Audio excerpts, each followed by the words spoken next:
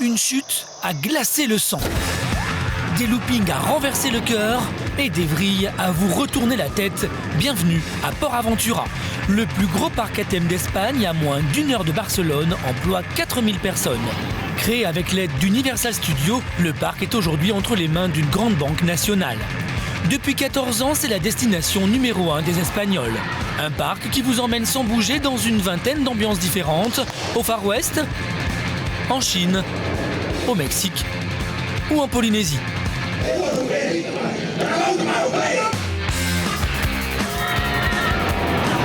Depuis 3 mois, le parc est fermé. Plus un bruit, pas le moindre visiteur, mais aujourd'hui, c'est la réouverture. Comment cette grosse machine va-t-elle démarrer sa rentrée? Les attractions seront-elles toutes opérationnelles dès le premier jour? Les équipes seront-elles prêtes à temps? Il est 9h. Juste avant l'ouverture, l'équipe dirigeante est sur le pied de guerre. Le principal défi, dépasser les 3 millions de visiteurs cette année et faire en sorte que toutes les attractions soient infaillibles. Pour Cristina, l'une des 11 responsables du parc, l'enjeu est de taille. Et toi, Cristina, au niveau des attractions, comment ça se passe? Pour la maintenance, tout est OK. Et concernant le fonctionnement des attractions aussi, rien à signaler, tout va bien.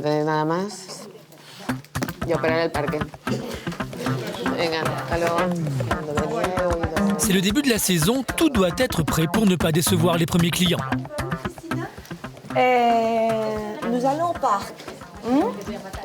Hola. Ce matin, sa mission, c'est de vérifier elle-même si les 32 attractions fonctionnent correctement. Mon travail est la gestion du bureau au parc et après lire toutes les réclamations des clients au parc. Il y en a beaucoup? Oui. Pendant ce temps, à l'autre bout du parc, la tension est à son apogée dans le centre de contrôle.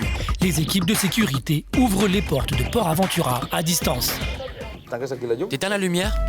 Strictement interdit au public, ce QG est le centre névralgique. Électricité, alarme, attraction, c'est d'ici que tout est contrôlé grâce aux 150 caméras de surveillance. Nous retrouvons Cristina à l'entrée. Elle doit canaliser la foule et éviter les bousculades. Pour cela, elle agit progressivement et n'ouvre qu'une partie du parc. Pas de temps à perdre, il est 10h passées. Il faut maintenant ouvrir le quartier chinois où la maintenance des manèges se termine. Nous sommes déjà à la Chine. C'est aussi fermé parce qu'on ouvre à 10h30, dans 5 minutes. Grâce à son oreillette, Cristina est reliée en permanence à tous les responsables du parc. C'est le moment le plus tendu de la journée. Il me manque la confirmation de la Chine du Dragon Khan. Et quand elle m'appelle, on va ouvrir la barrière. Suspense pour Cristina, tout se joue maintenant sur l'ouverture du quartier chinois. S'il y a foule, c'est signe que la journée sera bonne. Voilà. Voilà. Hola, Lolo. Bonjour, comment allez-vous? Bien, oui? 10-4, gracias. Pues si no tenéis inconveniente, Si pas de contre-indication, on va procéder à l'ouverture. Ce matin, ça démarre bien, le public est au rendez-vous. C'est même la cohue, les gens trépignent d'impatience. Dès que le signal est donné, il y en a même qui apparaissent de partout. Regarde, les gens, ils sont même dans les plantes. En coulisses, comment les équipes vont-elles gérer l'affluence? Sont-elles suffisamment rodées? Ne vont-elles pas céder à la panique?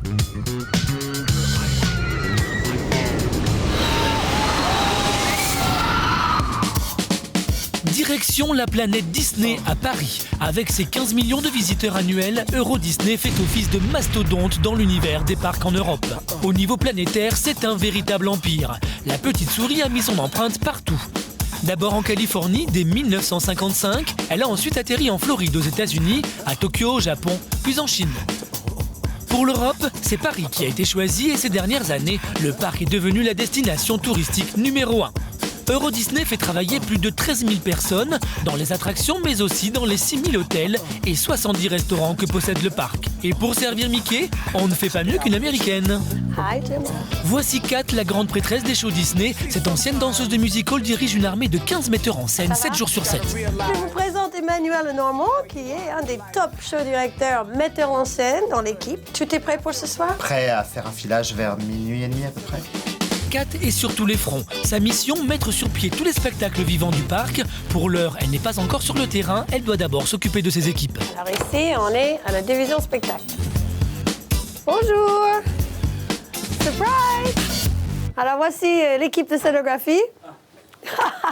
Ah bah oui, c'est le moment. Hein? Donc il y a Olivier, il y a Yves, il travaille sur tout ce qui est le design de décors, de chars de parade, de scènes, des accessoires, tout ce qui peut permettre au spectacle de prendre vie dans un environnement magique. On enchaîne?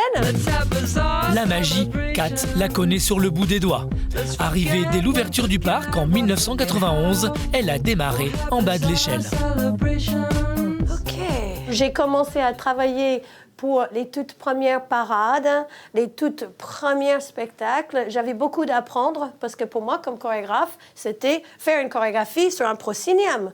Mais là, il a fallu faire une chorégraphie ambulatoire qui continue, on avance, sinon le chat, il va rentrer dans les danseurs. Donc, c'était énorme. Et c'était très, très, très intéressant. Toujours énormément de variétés. Jamais 2 jours pareil. Position d'agenda aujourd'hui. Jamais à court d'idées, sa motivation est exactement la même qu'à ses débuts. Je suis quelqu'un qui vient du théâtre, qui vient du vivant. Moi, mon meilleur vitamine, c'est l'applaudissement, le sourire sur le public. S'ils ne m'aiment pas, ils me jettent des tomates. S'ils m'adorent, ils vont rester debout en faisant des tapes dans les mains et ça me donne l'impulsion de continuer. Et ça fait près de 20 ans que ça dure. Une fois que les idées naissent dans l'esprit de Kat, son rôle est de s'assurer de leur bonne réalisation en studio. Direction donc les répétitions en banlieue parisienne. Kat doit se rendre dans les coulisses du spectacle de High School Musical 3. Véritable succès interplanétaire, c'est le film numéro 1 aux États-Unis. À Euro Disney, l'équipe de Kat a voulu créer sa version inédite de la comédie musicale. La troupe est composée de 30 danseurs, âgés en moyenne de 20 ans. Ils ont été choisis aux 4 coins du monde après des mois de casting. Ici, ils apprennent à danser et à chanter. Les répétitions ont débuté il y a déjà 2 mois. Le spectacle doit être prêt dans quelques jours. Il sera à l'affiche 6 mois dans le parc. À 22 ans, Scott vit sa première expérience à Paris. Il vient tout droit de Californie où il a été repéré lors d'un casting. Mon agence m'a appelé. J'ai décroché le casting. Ils m'ont appelé quelques semaines après et m'ont dit qu'ils aimeraient beaucoup que je vienne ici. J'étais emballé, j'ai saisi cette chance. C'était un des endroits où je voulais absolument aller. C'était parfait, l'opportunité parfaite et la chance extraordinaire et je ne l'ai pas ratée. Bonjour! De son côté, Shirley vit un rêve elle aussi. À 18 ans, elle se produira pour la première fois et découvre ici l'ambiance familiale des répétitions. Ce que j'aime beaucoup, c'est qu'il faut jouer, qu'il faut chanter en même temps, c'est qu'il faut se donner à fond et ça c'est bien. Et qu'on soit tous ensemble, c'est bien, quoi. Pas moins de 3 coachs veillent sur eux en permanence. Chaque petit détail compte pour que la magie opère durant les 25 minutes du spectacle. Une performance difficile selon la coach vocale. Normalement, on est dans un théâtre, dans une salle. Là, ils sont à l'extérieur, avec les intempéries, le soleil, le vent, enfin, plein de choses qui font que ça peut être un petit peu compliqué. Et donc, j'essaie de leur apprendre à gérer ça. À jour J-7, coach et danseurs n'ont plus beaucoup de temps pour se rôder sur le show. Il reste encore quelques ajustements à peaufiner. Parce que nous, on peut être sévère, critique, perfectionniste. En même temps, on les adore, donc on les encourage, etc. Mais parfois, il faut qu'ils voient ce que ça donne quand ils ont un vrai public devant eux. Le compte à rebours a commencé pour Kat et nos 30 danseurs. Tiendront-ils la cadence? Kat sera-t-elle fière de ces nouvelles recrues? L'île de Tenerife, aux Canaries, 25 degrés toute l'année. Des kilomètres de plage, le paradis terrestre pour 5 millions de touristes et surtout le rendez-vous des surfeurs et des véliplanchistes. C'est ici qu'a grandi Michael. À 22 ans, ce Parisien au look de surfeur vit sur l'île depuis qu'il est enfant. Aujourd'hui, il nous emmène dans son petit coin de paradis. Nous sommes au Ocean Park. Le plus grand parc aquatique d'Europe conçu par une famille d'origine allemande. 200 000 mètres carrés surplombant la mer et 30 toboggans pour le bonheur des petits comme des plus grands. Mordu de sport nautique, Michael a réussi à se faire embaucher comme secouriste dès l'ouverture du parc il y a 1 an. Et comme chaque matin, une petite transformation s'impose. Là, ça, c'est ma tenue de travail. C'est pour pouvoir travailler bien à l'aise avec un bon short, un bon t-shirt, la casquette, le sifflet surtout obligatoire, les lunettes très importantes pour le reflet du soleil avec l'eau. Et puis là, bon, bah, je suis prêt pour rejoindre mes amis et commencer à travailler. Ah, voici. C'est bien fermé, c'est bien à l'aise. Pour notre surfeur, direction l'attraction vedette qui décoiffe, une chute libre à plus de 50 km/h. Là, on arrive à mon poste, le kamikaze, avec une hauteur de 30 mètres. À peu près, c'est 10 étages de hauteur d'un immeuble. 170 marches à franchir, l'ascension commence. Une simple formalité pour notre sportif. Mais arrivé au sommet, la tension monte. Buena Yeray. Ahí vamos. Une vue à couper le souffle. Peureux s'abstenir. Une descente qui dure moins de 5 secondes. Comme une bombe, vous tombez à pic dans un petit tube à travers une piscine de piranhas. Bon, vous êtes prête? Non. Non, bah, je vais vous rappeler les normes. Donc, la position des bras comme ça croisés, les jambes bien croisées. Surtout, évitez de lever la tête dans le tube, d'accord? C'est la première fois que vous le faites? Ouais. Première fois. J'ai peur. J'ai déjà fait au sol élastique, mais ça me fait encore plus peur. Appréciez la vue, regardez la vue. Non, mais justement, c'est la vue qui me fait peur. Pose les jambes. Let's go! Derrière elle, voici Florent et Thomas, 2 surfeurs venus tout droit de Biarritz. Bon, c'est la première fois? Oui, première fois ici. Et la première fois à l'attraction? Oui. Et comment ça? Je sais pas, on va essayer, je te dirai après. Ouais, c'est la première fois là, ça fait bizarre. Allez.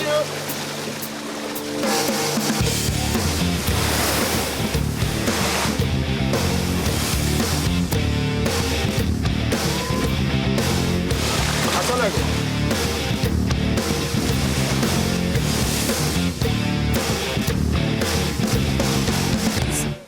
Bonne sensation, très rapide, c'est tout ce que je peux te dire. Ouais, on est là la journée donc on va le refaire carrément. C'est trop bien, ça va trop vite. Super. Nous laissons Florent et Thomas faire le plein de sensations fortes pour la journée. Nous retrouvons Michael un peu plus loin dans le parc.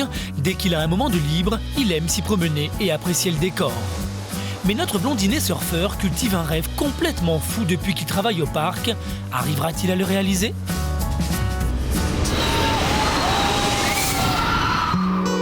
Direction le Jura, à l'est de la France. C'est dans le petit village reculé d'Arbois, au milieu des vignobles, qu'a choisi de s'installer Fabrice. Bonjour, bienvenue dans mon atelier. À 42 ans, Fabrice est un des rares sculpteurs français à travailler pour les parcs d'attractions. Il s'exporte dans le monde entier. Sa spécialité, les décors monumentaux en béton. Ici, en exclusivité, Fabrice peaufine sa dernière œuvre. Ça, c'est une maquette de travail qui va faire, dans sa vraie grandeur, 16 mètres de haut. C'est à peu près 5 étages, un immeuble de 5 étages. La mission de Fabrice, construire 3 rochers gigantesques pour un nouveau Grand 8 à Europa Park, le plus grand parc d'attractions en Allemagne. Un chantier pharaonique dont il est responsable, mais rien n'effraie notre Géo Trouve-Tout qui a plus d'un outil dans son sac. Qu'est-ce qu'on a là-dedans? On a vraiment des tournevis. Ça, ce sont des taloches américaines. On a un nombre incalculable de brosses de différents types. Une truelle japonaise en bois. Pas souvent qu'on voit une taloche en bois. Fabrice vit 7 jours sur 7 pour son projet qu'il a commencé il y a maintenant 6 mois. Il passe très peu de temps chez lui. Alors que ses employés sont en repos, Fabrice, lui, n'a pas une minute à perdre. On est dimanche. Je suis venu juste aujourd'hui prendre quelques affaires et voilà, je m'installe quelques heures avec mon ordinateur sur cette table. Je n'ai même pas de bureau ici finalement. Car Fabrice est sollicité aux 4 coins de la planète. C'est des travaux qui ont été réalisés à Dubaï. Ce sera un des plus grands parcs à thème du monde. Et c'est sur une superficie qui aura la taille de Singapour. C'est gigantesque. Des dauphins ou des girafes plus vrais que nature? Ce sont des girafes qui sont en béton. Tout ça, c'est du faux. La navette spatiale, la Formule 1 et la moto pour Dubailand, le volcan titanesque pour Tokyo et même le fond sous-marin pour Paris. Et avec tout ça, notre homme reste modeste. Mon atelier est mondial, si vous voulez. Mon atelier, mon lieu de travail, c'est la planète. Après avoir fait le tour de la planète, c'est finalement ici, à Arbois, qu'il a choisi de poser ses valises. De passage dans la région il y a 15 ans, il est tombé sous le charme de cette ancienne tannerie et a décidé d'y faire son cocon familial. Voyager, travailler à l'étranger, travailler dans différents sites, il y a besoin de recharger ses batteries et de se poser, enfin, d'être au calme. Loin du tumulte des parcs d'attractions, Fabrice apprécie ses rares moments de sérénité. Dès demain, il retrouvera le tourbillon infernal de son chantier. Il profite des quelques moments de complicité avec Sandra, sa compagne. You know, we met on that song, peut-être. Il n'y a plus beaucoup de vie privée, ouais. Ça c'est assez difficile, là. Même très délicat. Je pense que là, les gens autour de moi en souffrent pas mal. Très perfectionniste, Fabrice vit pour son métier 24 heures sur 24. Je suis toujours habité par le souci de bien faire et de procurer du rêve aux gens. Ouais. Je vois que de fasciner les gens, que quand quelqu'un voit ce qu'on a réalisé et fait « waouh », ouais, ça c'est le but atteint. C'est le but à atteindre. Voilà. C'est l'heure de partir en Allemagne. Cette fois, Fabrice a pu compter sur sa femme, Sandra, pour lui préparer sa valise. Elle a même pu se libérer pour partir avec lui. Stressé, Fabrice a déjà la tête ailleurs, dans son chantier. Il sait qu'il ne peut se permettre aucun retard. Réussira-t-il à tenir les délais? Arrivera-t-il au bout de son chantier avant l'ouverture au public?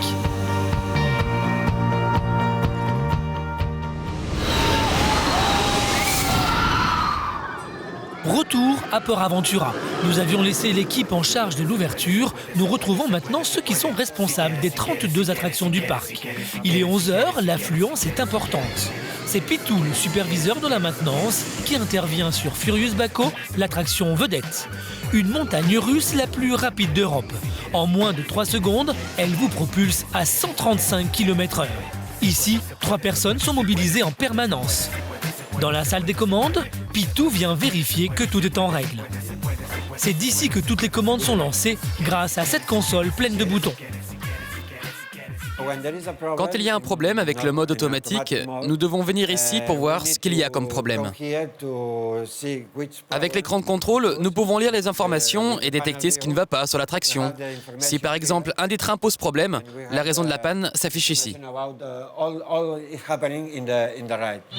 Même si tout est informatisé, il y a quand même un bouton d'urgence.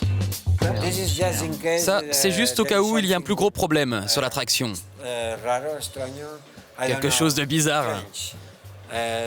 Mais normalement, on s'en sert pas. Aucune prise de risque n'est donc possible sur cette attraction qui transporte plus de 10 000 personnes par jour. Aujourd'hui encore, rien à signaler. Pitou autorise le départ.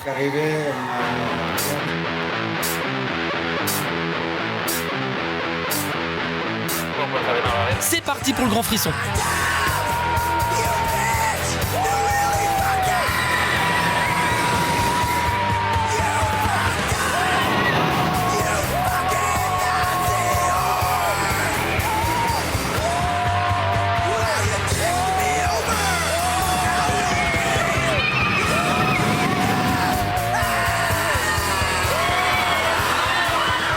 À peine arrivés, ils en redemandent.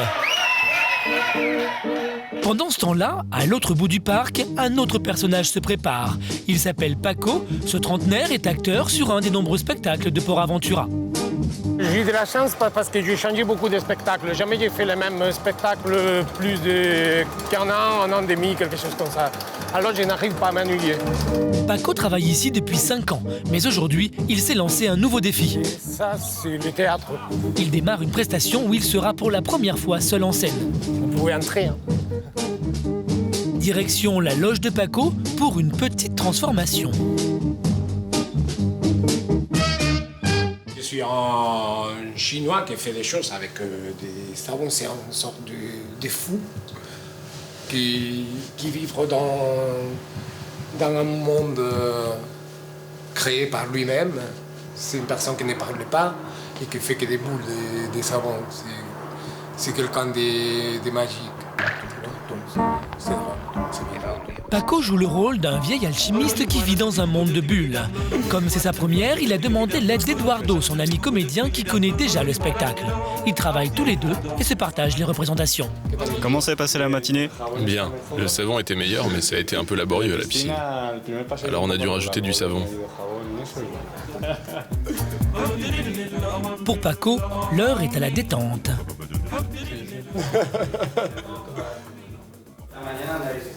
Tu penses déjà à la pièce de tout à l'heure? Oui, normalement oui, mais parfois tu penses à les choses que tu dois acheter au supermarché, quelque chose comme ça. Comme... Quand je me maquille, oui, quand je suis sur la scène, pas du tout. Mais maintenant, oui, pourquoi pas. Des contractions apparentes, car à l'intérieur, le trac monte. C'est aussi la première fois qu'il joue dans un spectacle muet.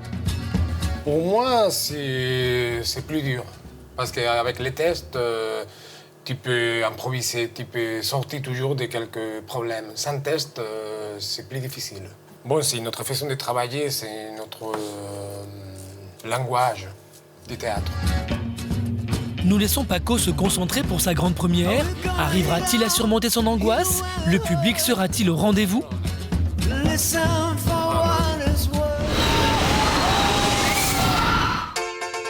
Retour à Paris. Nous avions laissé Kat en pleine répétition. Nous la retrouvons au cœur de la capitale. Bienvenue à la butte aux cailles, bienvenue dans mon voisinage. C'est ici qu'elle recharge ses batteries dès qu'elle le peut entre deux spectacles. Ce matin, c'est relâche pour elle avant d'affronter la folie du parc ce soir. On va arriver devant mon restaurant préféré. Ah, voilà, et il est dehors, il m'attend. Ni hao. Hao. Et là, c'est son restaurant chinois préféré, qui a ses habitudes chez la plupart des commerçants de son quartier. Bye bye. Après 20 ans de vie parisienne, elle se sent maintenant quasiment française. Je suis une Américaine, en premier. Et par le cœur, je suis bien français. J'adore cette langue, j'adore cette culture, j'adore le pain, le fromage, le vin, les fruits. Comme Josephine Baker a dit, j'ai deux amours, mon pays et Paris. Et voilà, je crois que je vais garder ça. Mais Kat a aussi eu un troisième amour, son mari français. Celui pour qui elle a choisi de tout quitter pour venir s'installer ici. Viens dans le salon. Vous êtes chez moi. Un appartement rempli de souvenirs dans lequel elle vit avec ses deux filles. On va aller à la chambre verte. C'est la chambre verte parce que c'est l'entrée des artistes. Alors, vous pouvez suivre. Bienvenue dans le musée de Kat. Vous avez encore d'autres histoires de ma famille, de moi, de les enfants petits, de la vie belle de la carrière d'artiste. Toujours photos qui sont en noir et blanc où je suis en train de répéter avec des artistes de Kat à Paris. Vous voyez, il a même un coup de chat et tout. On est en train de faire des premières séries de répétitions pour créer ce spectacle en France. À chaque époque, sa photo et son anecdote. Il y a tellement. Et même si elle s'est vite intégrée, le choc des cultures a été instantané. Là-bas, j'étais confortable, je parlais la langue, je connaissais les routes de bus, j'étais quand même une city girl, voilà. Je suis arrivée à Paris, les règles changent, le métro est différent. La langue, c'était très challenging pour moi au début. Mais peu importe, pour Kat, elle s'adapte. Tous les matins, on dit « OK, aujourd'hui, je parle français ». Donc, je commençais avec « Bonjour ». Merci, madame. Excusez-moi de vous déranger. Je voudrais acheter une baguette. Merci, madame. Au revoir. Ouf, j'arrête. OK, là, c'est bon. Qu'est-ce que je fais après? Et petit à petit, tous les jours, c'était un peu plus de phrases, un peu plus de phrases. Je suis pas toujours super blindée en français, mais je crois que les gens comprennent ce que je veux dire. Ça aussi, c'est sympa. C'est chez moi, c'est chez Mickey. Nous laissons Kat à ses souvenirs. Pendant ce temps-là, dans le parc, les attractions font le plein, notamment la petite dernière, la Tour de la Terreur. Une histoire à tomber de haut pour Laurent qui la connaît d'ailleurs sur le bout des doigts. Qu'est-ce qui s'est passé dans cet hôtel, allez-vous me demander? Eh bien, le 31 octobre 1939, la soirée d'Halloween, tout le gratin d'Hollywood était là et il devait monter au 13e étage pour avoir une petite soirée. Malheureusement, à 8h05 précisément, un éclair a frappé l'hôtel et les ascenseurs ont disparu. Et le plus problématique, c'est que 5 personnes étaient dans cet ascenseur et ces 5 personnes ont disparu. Quand on monte au 3e étage, comme on le sait bien, tout ce qui monte doit forcément redescendre. Mais il faut être quand même bien accroché parce que dans la 4e dimension, tout peut arriver. Aujourd'hui, Sabrina et Nadia, sa maman, ont décidé de tenter l'aventure pour la première fois. Comment vous sentez là? On va monter dans l'ascenseur? Moi, cool. Moi, j'ai chaud. Je suis pas très bien là. La tension monte dans la file d'attente. Nadia n'a plus l'air trop décidée.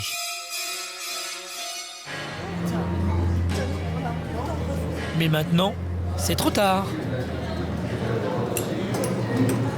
Direction l'hôtel vous recommande fortement de vous tenir à vos chapeaux, lunettes, famille, amis et tous autres objets ou personnes que vous aimeriez conserver dans cette dimension. Je vous souhaite un agréable séjour, enjoy your stay.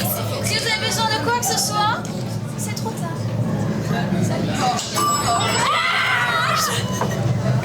Vous êtes les passagers d'un des ascenseurs les plus stupéfiants qui soient.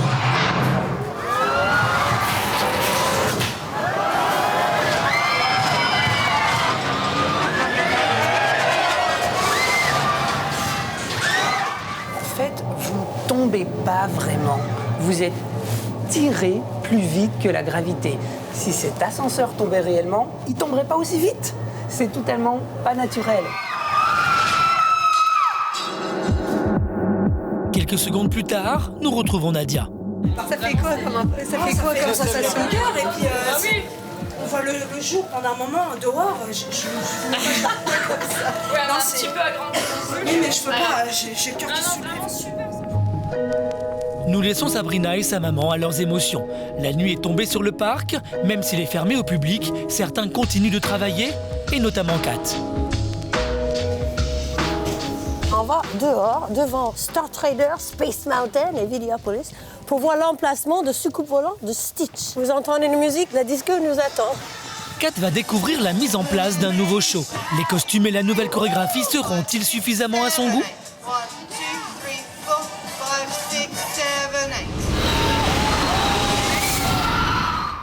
Retour à Tenerife.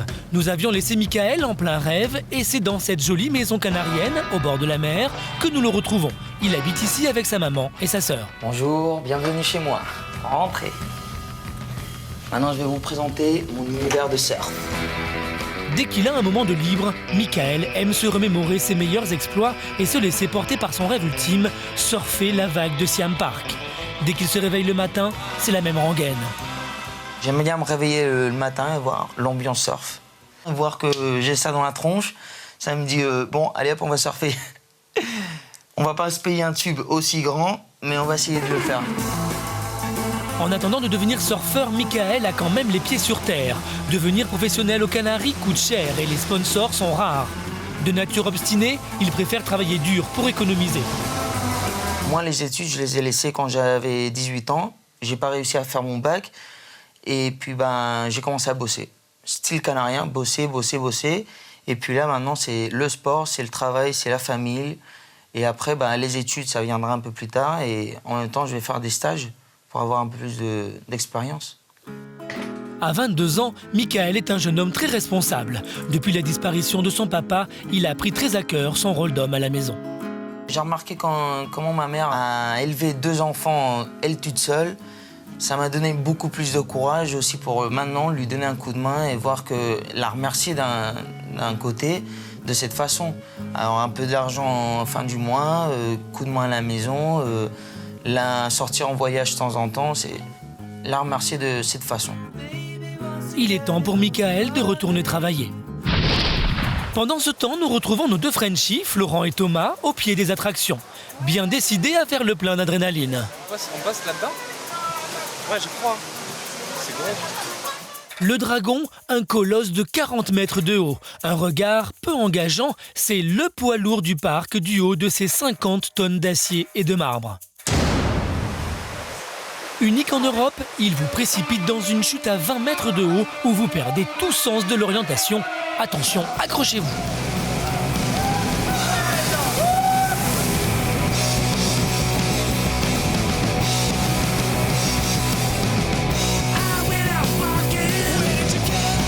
Alors, déboussolé nos petits Français? Génial celui-là. Excellent. On monte très haut, on descend très bas. On continue? Balai. Aurait-il perdu la parole? C'est pire que ça, ils en redemandent. Déterminés à tout faire avant la fin de la journée, les voilà déjà en route pour de nouvelles sensations fortes. Avec toutes ces attractions, difficile de s'ennuyer.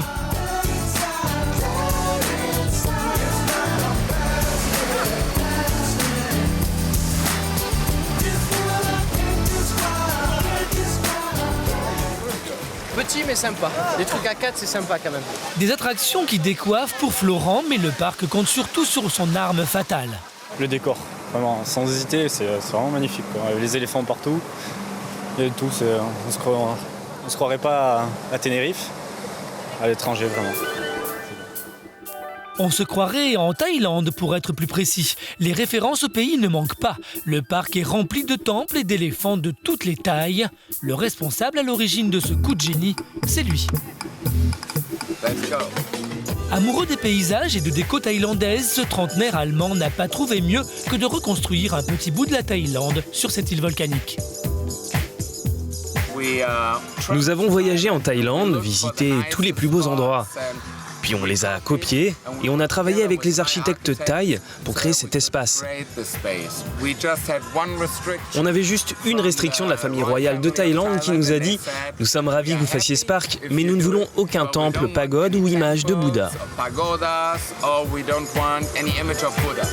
Christophe a totalement respecté la demande de la famille royale thaïlandaise. Ne cherchez pas, vous ne trouverez ici aucun signe religieux. Ok, nous voici au marché flottant. Pour réaliser son marché flottant à la perfection, Christophe a voulu embaucher 11 charpentiers thaïlandais. Et le plus dur a été de les faire venir. C'était dur de les avoir.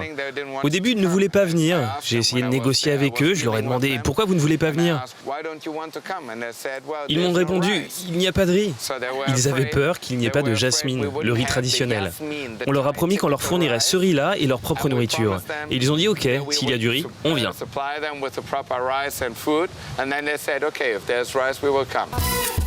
Au total, il aura fallu 50 millions d'euros et 6 ans de travaux pour sortir de terre Siam Park. Mais Christophe ne s'est pas arrêté là. N'ayant que des plages de sable noir sur l'île, il a voulu créer l'unique plage de sable blanc. Nous avons 5000 mètres cubes de sable blanc venant de l'Algarve au Portugal. Pour nous, c'était important d'avoir ce sable qui coule vite dans l'eau. On ne voulait pas de sable qui rendait l'eau trouble, laiteuse, qui flottait à la surface. Donc on a trouvé un sable lourd. Et comme Christophe a la folie des grandeurs, il a fait en plus construire la vague artificielle la plus haute du monde. Un rouleau de 3 mètres qui fait rêver Michael, le surfeur acharné. Pouvoir surfer cette vague, c'est vraiment un rêve. C'est vraiment un grand rêve. Dans quelques instants, Michael fera chauffer ses abdos et tourner les têtes pour accéder à son rêve.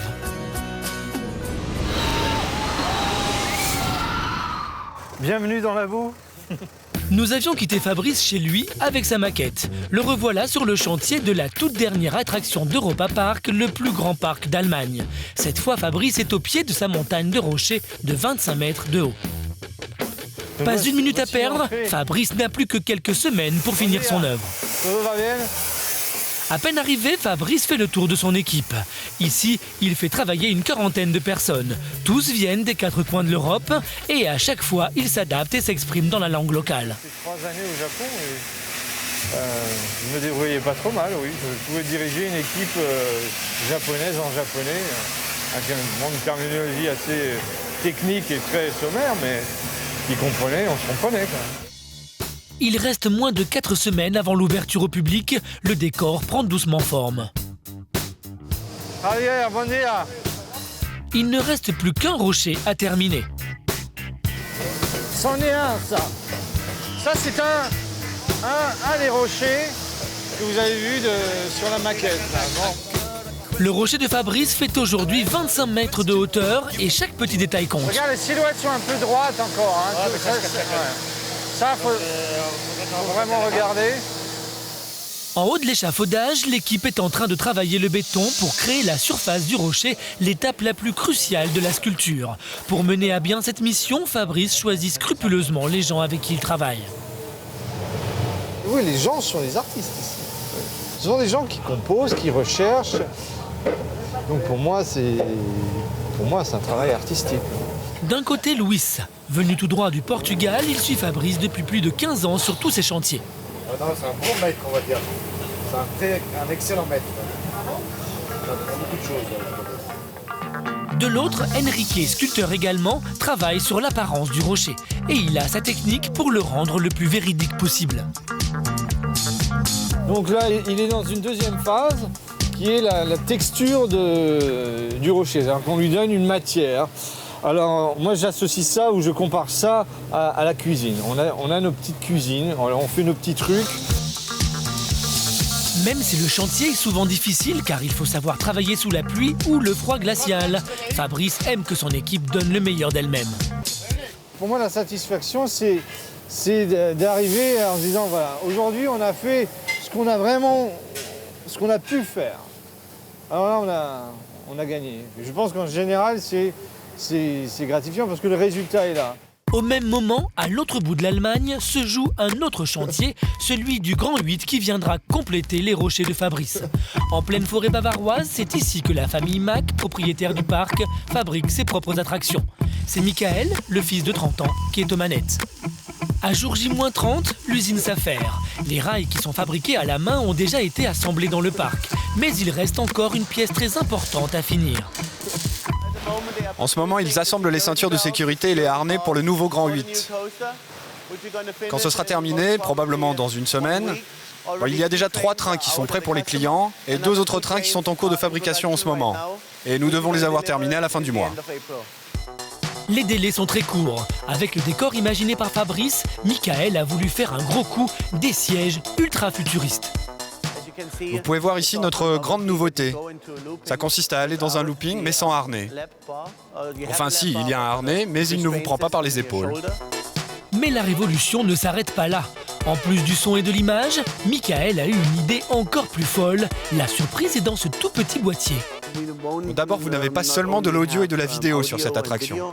On a aussi ajouté un appareil qui mesure les pulsations cardiaques. Donc quand vous êtes sur l'attraction et que vous serrez les manettes, vous pouvez voir un affichage de vos propres pulsations. C'est une nouveauté mondiale et on espère que les gens aimeront. En tout cas, nous, on pense que c'est une super invention qui amusera vraiment les clients.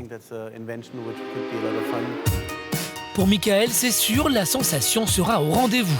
Il ne reste plus qu'à lancer l'attraction. Mais Michael comme Fabrice seront-ils prêts à temps? La bataille n'est pas tout à fait finie et il y a une ligne droite à fournir, un petit sprint à fournir.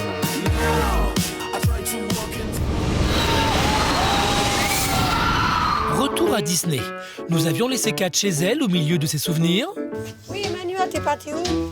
C'est au milieu du parc vide, après la fermeture au public, que nous la retrouvons, en pleine effervescence.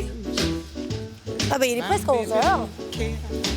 Donc je me suis habillée pour aller dans le parc, pour répéter à la nuit. Parce que quand tout le monde dort, c'est là où on travaille. Toute la nuit, Kat va suivre les dernières répétitions de 2 spectacles phares de la fête de Mickey, avant la grande première quelques jours plus tard. En coulisses, on s'active, le décompte a déjà commencé. Perruques, costumes, maquillage, tout est imaginé sur le thème de la 4e dimension. Je suis habillé en, je sais pas comment définir le costume, une sorte de guerrier galactique, je le définirais comme ça. En fait, on est des hôtesses de l'air de l'espace. Donc on vient d'une planète inconnue. Je sais pas en quelle matière c'est, mais en tout cas ça tient chaud, c'est saillant, ça prend les formes. Voilà, 5 minutes pour tout le monde, filage, pas de retard s'il vous plaît. L'heure tourne, minuit passé. Ce soir, c'est la nuit de la dernière chance. Habiller et maquiller les 8 danseurs en très peu de temps est une véritable performance. S'il manque un petit coup de crayon sous l'œil ou quoi, s'il vous plaît, sortez quand même. Pas une perruque de travers ou un chapeau qui tombe, le temps est écoulé. Ah, oui, oui. Allez, ça va, tout va bien. Maclor et Sacha sont enfin prêts. 1h du matin, le débarquement commence. Merci d'accueillir l'équipage aérodynamique.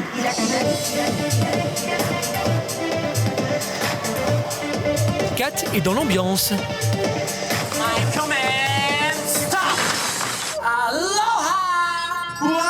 Place au DJ fou.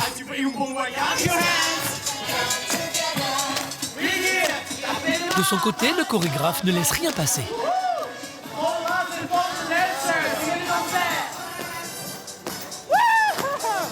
Wow! Vous êtes tous engagés comme membres officiels de l'espace! Kat joue la doublure d'enfant à merveille.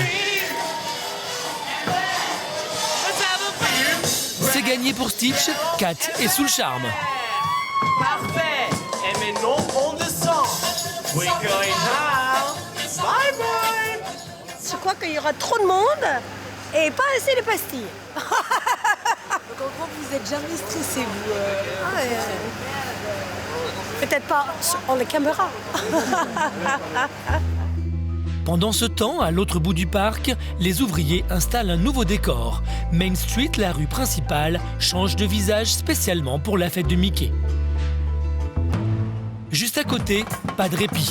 Il est 2h du matin, c'est le moment idéal pour tester le plus gros spectacle de la fête de Mickey, où une trentaine de danseurs se produisent en simultané. Bonsoir, je suis Stéphane, je viens de Paris. Hi, I'm Rebecca and I'm from Brighton. Hi, I'm Aidan and I'm from Scunthorpe. Hi, I'm Lauren and I'm from Portsmouth. Hi, je suis Sandrine et je viens de Paris. Hi, I'm Kat and I'm from New Jersey. Pour les 80 ans de sa petite souris, l'équipe de Kat n'a pas lésiné sur les moyens. Une scène gigantesque de 13 mètres de long, plus de 50 danseurs et personnages sur scène en même temps. Et pour sa souris fétiche, un costume de lumière en satin blanc, incrusté de centaines de LED. Un casse-tête pour la chorégraphe en chef qui est obligée de se faufiler avec Kat sur un échafaudage pour contrôler les placements de chacun de ses danseurs. C'est une première. Et franchement, c'était intéressant de travailler de cette manière-là, en fait, afin que tous les visiteurs puissent regarder où qu'ils soient situés. Et c'est un autre travail. Et ça n'a jamais été fait dans tous les spectacles jusqu'ici? Non. Peut-être au Stade de France, mais pas ici. Mais il semble que tout ne soit pas tout à fait prêt. Tu décides, c'est devant, c'est côté, et il commence de là, et après, tu vois. À jour J-4, verdict pour ces dames. Bien, franchement bien. Il y a encore des choses à mettre en place, c'est certain. Mais franchement, tous les jours, on avance et dans le bon sens. Et je suis contente. Quelques nuits blanches en perspective pour Kat et ses équipes. Auront-elles assez de temps? Le public sera-t-il bluffé par toutes ces nouveautés? Retour en Allemagne. On avait quitté Fabrice, les pieds dans la boue. On le retrouve au sec, en famille, dans la petite maison louée le temps du chantier. Plus les missions sont longues,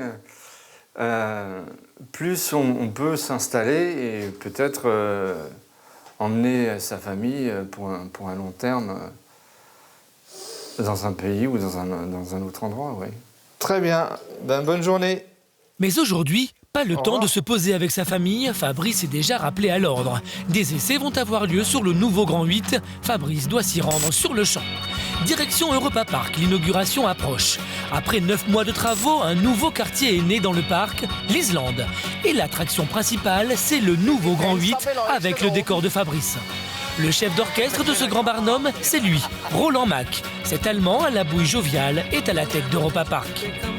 À la veille de l'inauguration, c'est avec une certaine excitation qu'il vient en personne superviser les essais de son dernier jouet. Oui, c'est le dernier vraiment. Un bébé très grand.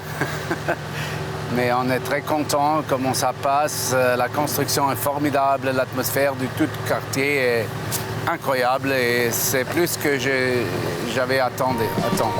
C'est l'accélération, ça c'est l'accélération. Et à chaque essai, ça lui fait le même effet. Sac! Power pur, hein? Super. Le power est incroyable. Hein? La force de Roland, c'est qu'il a gardé son âme d'enfant. En 1975, ce visionnaire ouvre avec son père le premier parc sur le thème de l'Europe, bien avant l'Europe politique. Aujourd'hui, avec ses 4 millions de visiteurs annuels, c'est une véritable institution en Allemagne. Amateurs de grands frissons, l'Eurosat, l'Euromir ou le Silver Star vous feront trembler, tandis que le Poséidon finira par vous tremper. Tout ça dans un tour d'Europe de moins de 24 heures. Je crois que c'était une idée fantastique parce que on peut traverser toute l'Europe ou 13 thèmes de l'Europe dans une ou 2 heures. Il n'y a pas de frontières. Mais ces idées, Roland ne les a pas eues tout seul. Il est issu d'une lignée de forains qui existe depuis plus de 200 ans. Dans le musée du parc, il a même consacré tout un mur pour retracer l'histoire des 8 générations. C'est un arbre de toute la famille Mack. Ça a commencé avec Paul Mack. Paul Mack, il était dedans, là-bas. C'était le fondateur de la firme Mack. Dès le XVIIIe siècle, la famille se fait un nom en construisant des carrioles, des calèches, puis des roulottes et enfin des carrousels. Mon papa, ici... C'est Franz Mack, le papa de Roland, qui passe à la vitesse supérieure en créant le premier grand 8 en bois en 1920, qui se démonte et se remonte, jusqu'à l'arrivée de Roland. Les plans, c'était de prendre la ferme de mon père et de continuer de construire des manèges. Mais c'est tout changé avec l'idée de l'Europapa.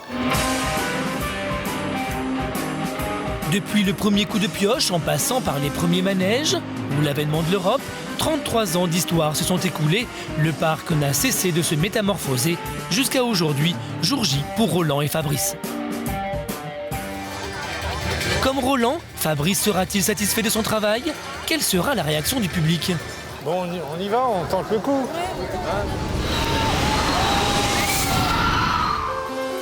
Retour en Espagne, à Port Aventura, à bord d'une des navettes de Dragon Khan, l'une des attractions phares. Prêt à affronter 8 loopings?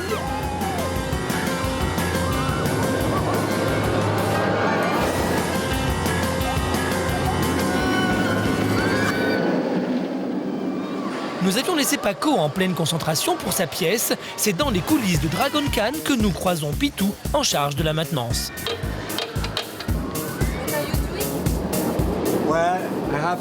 Je dois tester les roues et tout le wagon. Ça, c'est un travail qu'on doit faire tous les jours. On vérifie que les roues sont bien accrochées à la navette et aux rails. En plus des roues, Pitou doit aussi vérifier manuellement chaque harnais de sécurité de l'attraction. Ici, c'est un système mécanique. Bon, là, on a du mal à entendre parce que le train fonctionne. On ferme le harnais.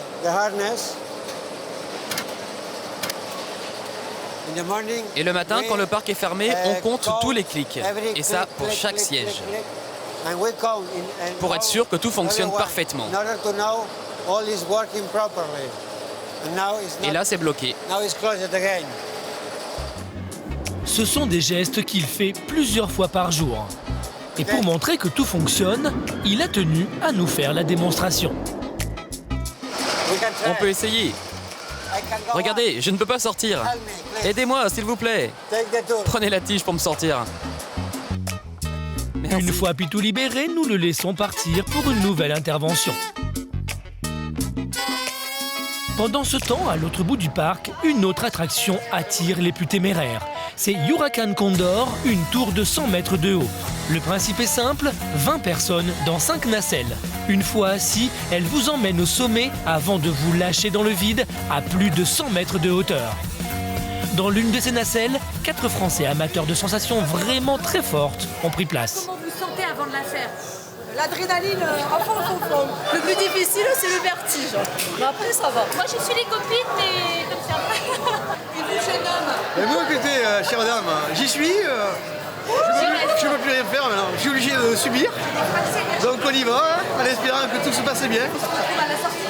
Ouais, ça marche. Le cœur palpite. Accrochez-vous, c'est parti.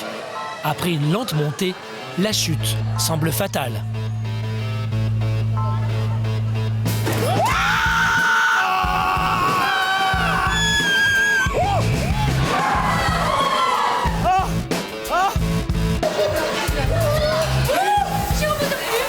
Secondes plus tard, retour sur Terre pour les parents de ces petits Français qui sont bel et bien retombés dans l'enfance. En fait, on n'a pas le temps de ressentir les choses, c'est ça le truc. Parce que ça part de coup et vous avez vraiment tout qui remonte. Super, il faut y aller. Après avoir fait le plein d'adrénaline, place au calme apparent du théâtre chinois.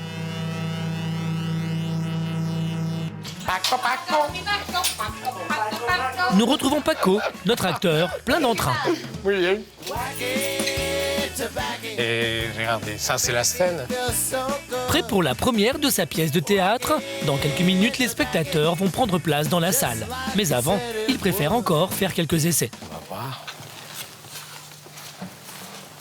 Ça marche pas trop bien. Et là, c'est l'angoisse. Les bulles de savon n'ont pas l'air de se former. Et nous ? Tu es sûr que le savon est mieux maintenant ? Moment critique pour Paco, tout son spectacle repose sur les bulles qu'il peut fabriquer. Mais aujourd'hui, rien ne sort. Et pour lui, oui. Je n'ai rien fait. Pendant qu'Eduardo, son ami acteur, essaie de son côté, Paco tente les plus grosses bulles. Mais là encore, c'est l'échec.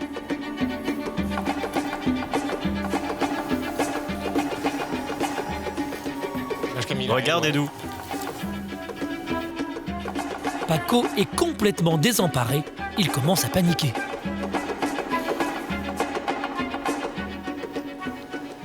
Edu, si c'est comme ça, je ne le fais pas. Je ne veux pas me planter. Visiblement, le mélange de savon ne fonctionne pas. Il faut faire vite, une réunion de crise est improvisée pour Eduardo et Paco. Oh, c'est quoi ça? Qu'est-ce que tu fais alors? On va y aller à la loge, on parle. D'accord? Paco est prêt à jeter l'éponge à quelques minutes de la pièce. Va-t-il perdre son sang-froid? Son spectacle va-t-il se solder par un bide? Momentito, pa hablar. À Tenerife, nous avions laissé Michael en plein rêve. Nous le retrouvons prêt à démarrer sa journée de travail à Siam Park et l'ambiance est plutôt détendue. À la playa, ok. Il est 9h, le parc est encore fermé au public, mais Michael et les autres secouristes ont déjà du pain sur la planche.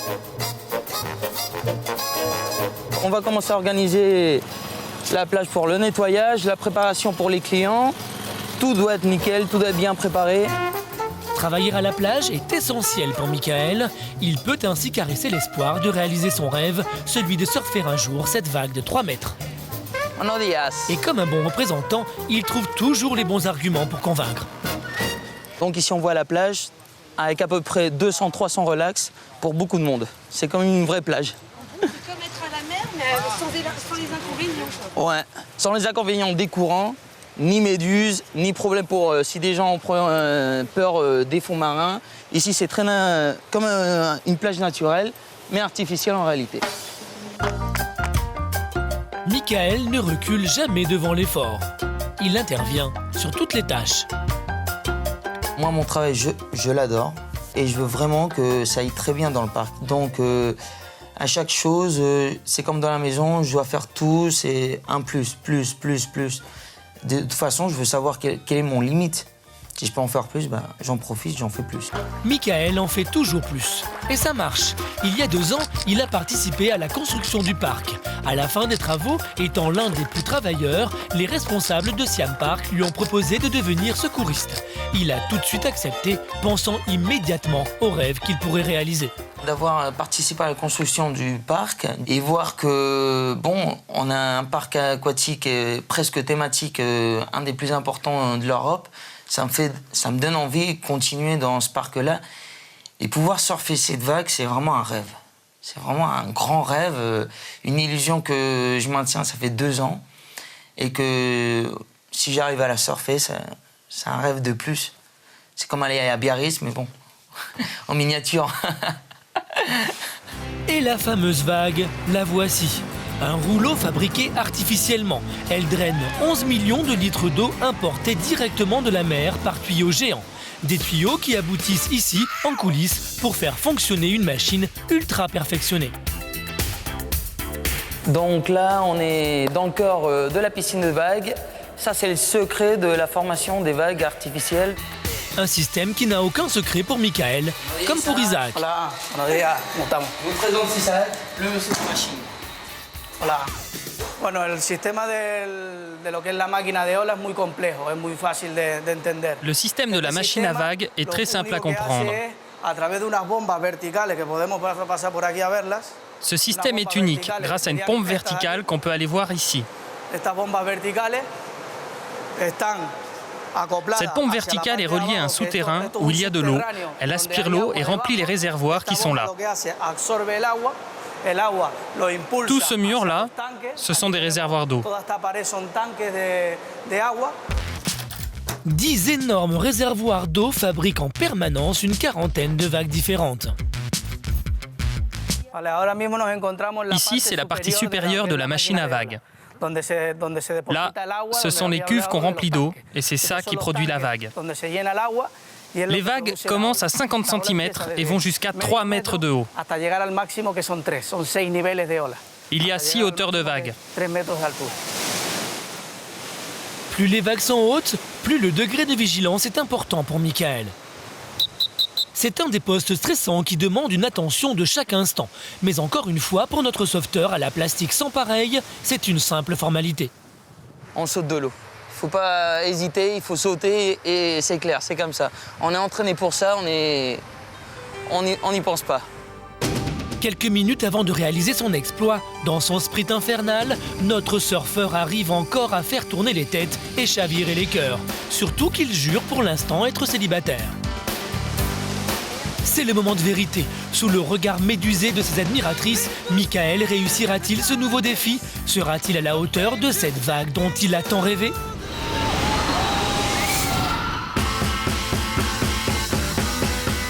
Retour sur scène dans le théâtre de Port Aventura. Une partie de l'équipe s'affaire autour de la piscine. Il faut absolument la nettoyer avant le début du show, quelques minutes plus tard. On avait laissé Paco en plein doute quant à sa représentation. Nous le retrouvons en coulisses, transformé en apprenti chimiste. Regarde, un litre. C'est 1 litre de ce savon et 5 de l'autre. Paco a finalement décidé de monter sur scène. Mais insatisfait par la qualité du savon qui lui permet de faire des bulles, il a préféré tout refaire avec Eduardo. On peut rien faire avec les savons comme ça, c'est pas évident. 2 litres d'eau pour 1 dose de savon. Paco suit scrupuleusement la recette.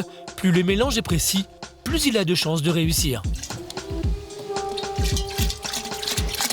C'est vraiment stressant, vraiment.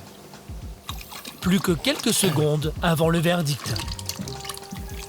C'est pas moi le spectacle, c'est ça. Si ça ne marche pas, parce que tu penses, tout le monde vient pour voir un spectacle de boules de savon, tu vois. S'il n'y a pas de boules. Mais bon, ça ira. Paco tente d'être confiant. C'est maintenant le moment de vérité.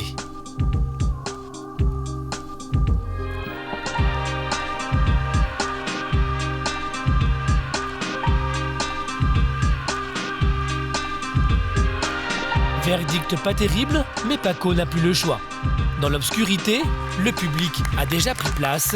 Paco est très vigilant.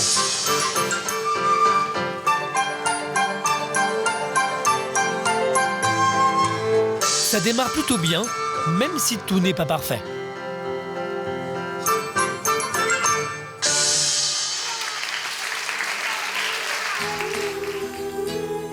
Au fur et à mesure du spectacle, Paco reprend confiance en lui.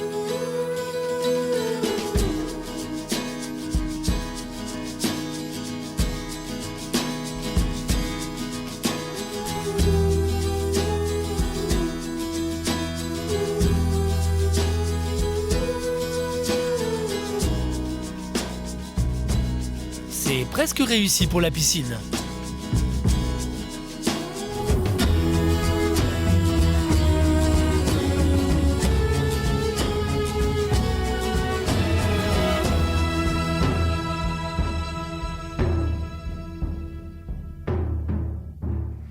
Bilan mitigé, mais beaucoup moins catastrophique qu'il ne le craignait.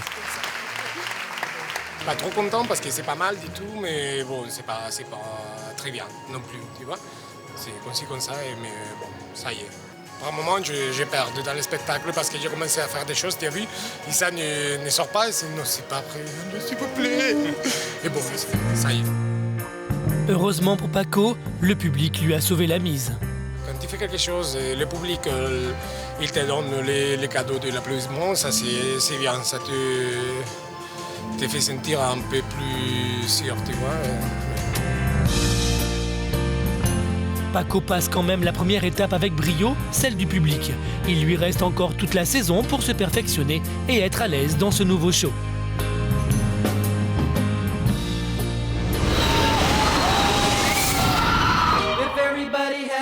C'est le jour J pour Michael.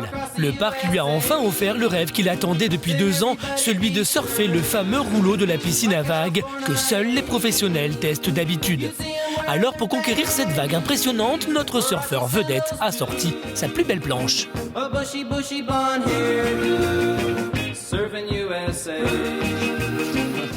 Enfin un de mes rêves. C'est-à-dire, ça fait longtemps que j'attendais cette chance. Donc allons voir si c'est vraiment une bonne vague pour surfer ou c'est de la niaiserie. On va voir. Michael bouillonne, ça fait si longtemps qu'il attend.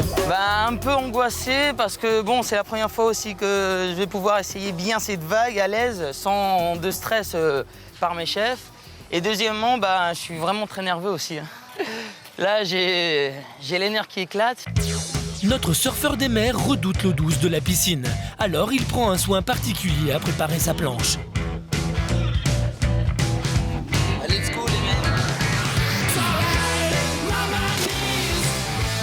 En un rien de temps, il se jette à l'eau. Les 3 premières tentatives ne relèvent pas vraiment de l'exploit.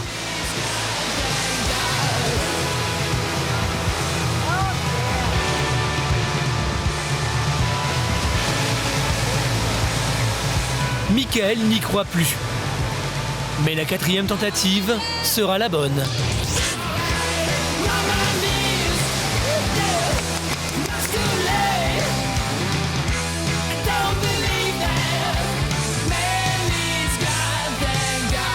Heureux d'avoir réalisé ton rêve. Ouais, à l'aise là.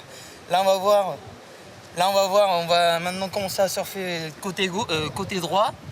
On va voir ce que ça va donner cette fois-ci. C'est la prochaine étape, c'est ça? Ouais. Et t'es content de toi? Ouais, moi ça va. Mais il fait bien frais là. La vague à peine domptée, c'est un Michael insatiable qui remonte sur sa planche, bien déterminé à en surfer beaucoup d'autres.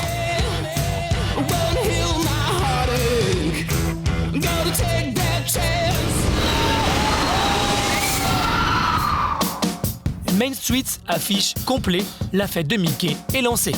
2 ans de préparation, des centaines de danseurs et plus de 1000 personnes mobilisées jour et nuit, 7 jours sur 7, pour en arriver là. C'est le train qui arrive. 8 nouveaux spectacles sont lancés dans la même journée, un record. Kat est un peu nerveuse, pas une erreur ou un retard n'est envisageable.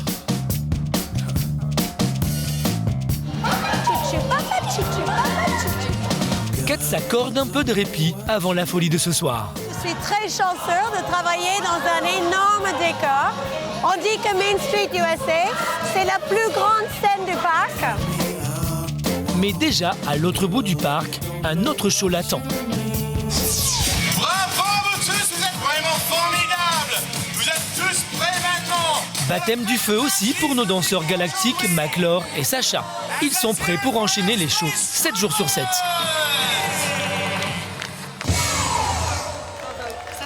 C'est un soulagement rempli de plein de différentes émotions. C'est un mélange d'adrénaline, d'euphorie parce qu'on a répété pendant un bon mois et demi. Donc on a le sentiment que c'est un travail qui aboutit sur quelque chose de concret. Et puis le plaisir de voir les gens, parce que ça n'a rien à voir quand on est en répète, on n'a pas de public pour réagir. Et ça change tout, le fait de pouvoir voir les enfants sourire, danser. Non, franchement, c'est un réel plaisir. La mécanique semble fonctionner. Le public a l'air plutôt emballé, Kate aussi d'ailleurs. Il n'y a pas que les enfants qui apprécient la petite souris. Il y a aussi les people, comédiens, chanteurs ou candidats de télé-réalité, tous étaient au rendez-vous. Non, c'est plus Walt Disney dans l'ensemble que Mickey particulièrement. Moi je sais que c'est ses 80 ans, donc je vais pas... On est venu draguer Tic et Tac et Pluto aussi qui est pas mal. Je suis un grand enfant, ça c'est sûr. Will the sun ever shine again? It's one of our favorite songs. La nuit est tombée, des dizaines de drôles d'oreilles ont envahi le parc. La grande scène du château s'est transformée en discothèque géante. Près de 3 mois de travaux ont été nécessaires pour construire cette piste de danse gigantesque. Les dizaines de personnages et danseurs arrivent, prêts à prendre leur marque. C'est fou, hein? Jamais fatiguée, Kat nous livre son fameux secret pour garder la pêche. On dort, on prend les vitamines, on fait le power plate, on fait exercice, on fait le pilates, on essaie de garder le moral, on essaie de rester en recul. En général, dans les parcs d'attractions, les parents emmènent leurs enfants. Ici, c'est l'inverse, c'est Pauline, la fille de Kat, qui emmène sa mère. Je l'entends tous les soirs parler de ce qu'elle fait. Et genre, moi, je suis là, genre, vraiment, il est trop créatif. Genre, comment il fait pour avoir autant d'imagination Dans une seule journée, j'ai le droit à 50 000 histoires et ça depuis que je suis toute petite. Et genre, c'est trop bien. Le rideau s'ouvre, le show démarre. Surprise! Au départ, Kat est anxieuse, mais elle peut souffler. Aucun impair n'est à signaler. Et pour vous aujourd'hui, sous le soleil ou sous la pluie, on va rigoler et bien s'amuser. On va danser et même chanter avec la brigade, mais surtout avec vous et vous. Elle se détend très rapidement. Elle vit même le spectacle à 300%. Depuis le début. Bare necessities, the simple bare necessities. Forget about your worries and your strife. Oh yeah, I mean the bare necessities. That's why a bear can rest at ease with just the bare necessities of life. Oh yeah.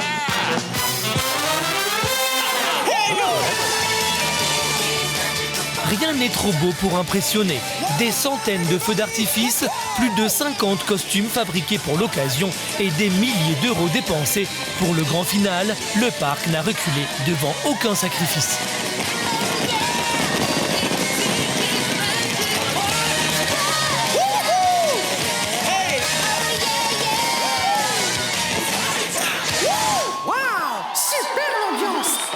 Le spectacle terminé, Kat est déjà remerciée. Merci. Merci de me joindre à nous. Merci d'avoir fait confiance. Conquise, Pauline a elle aussi attrapé le virus. Moi, c'était la fête, c'est ce qui était dit partout. Et pour moi, on a bien dansé, on a cru que c'était assez bien. Donc vraiment, pour nous, c'était bien, non? Incroyable. Et le Mickey danse. De son côté, Kat n'est jamais critique, mais toujours emballée.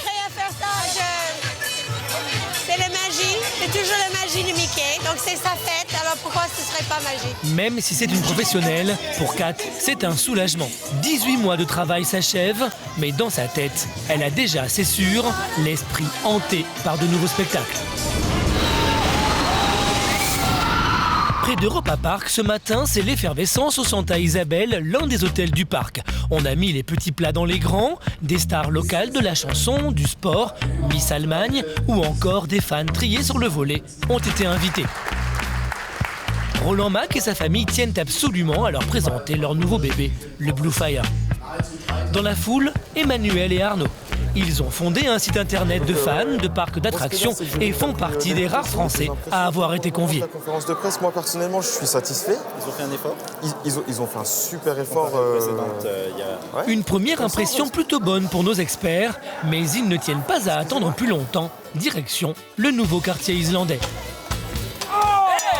Un peu troublé le fait d'arriver ici, là, dans le quartier, c'est tout nouveau pour moi aussi. Hein.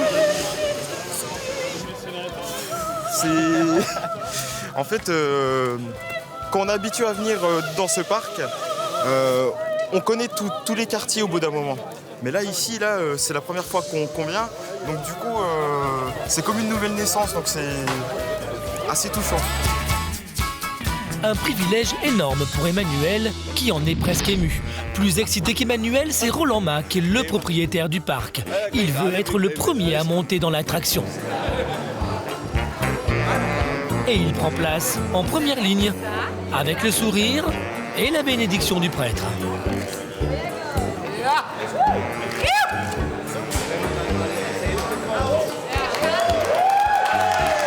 Dans un nuage de feux d'artifice, le train part dans un démarrage par catapulte. En un rien de temps, la première navette se retrouve avec la tête à l'envers, à 40 mètres de hauteur. Là, ça va être bien. Ils vont passer juste là. Fabrice, le sculpteur, est là lui aussi. C'est la première fois qu'il revient depuis qu'il a terminé son chantier. Bon, voilà, ça c'est le... Vous passez dans votre enrochement, alors ça y est, ça passe. Ça passe. Aujourd'hui, Fabrice jubile. On en profite, hein, c'est une satisfaction, quand même. C'est un peu pour ça qu'on se bat, c'est pour ces moments-là, hein, pour créer... Finalement, on crée du plaisir, c'est loin d'être idiot. Plutôt content de son coup, il n'en reste pas moins modeste. On a quand même l'impression que les gens s'amusent, non? Et pour aller jusqu'au bout de ses sensations, Fabrice a décidé pour la première fois de monter dans l'attraction. En plus, il a une idée fixe. Je veux être devant. Autant qu'à faire, autant être devant. Pourquoi? On ne fait pas les choses à moitié chez nous. Hein. Juste derrière lui, nous retrouvons Arnaud et Emmanuel dans la même navette. Envie d'y aller là, stressé, puis en même temps, on a envie que ça parte. Là, on est devant, là. Enthousiaste, Fabrice en oublie même les rudiments de sécurité. En route pour 60 secondes d'adrénaline. On est fou, là. Là, on est fou. Un premier haut le cœur au démarrage, et pas le temps de respirer. Vous êtes déjà soulevé comme en plein vol. Un autre looping vous donne l'impression de tomber. Mais la dernière vrille à 360 degrés finit par vous mettre la tête à l'envers. Bref, un cauchemar. Visiblement, Fabrice est un peu chamboulé. Il faut le faire, hein, il faut le faire. Vous en avez les larmes aux yeux, non? Moi, je suis sensible, c'est pour ça. C'est génial. Il n'y a pas de mots, c'est le meilleur du parc. Et c'est quand on est à l'envers, on tombe, quoi. Si on n'est pas retenu par l'engin, on est par terre. Que du bonheur. Franchement, j'arrive pas à trouver les mots tellement que je suis ému. À ce point-là? Ouais, franchement, ouais. Emmanuel et Arnaud ont même déjà prévu d'attribuer une note. Moi, personnellement, je mettrais 8 sur 10. C'est excellent, ouais. 9. 9 quand même. Il est plus gentil que Paul. Et tellement emballés qu'ils y retournent déjà.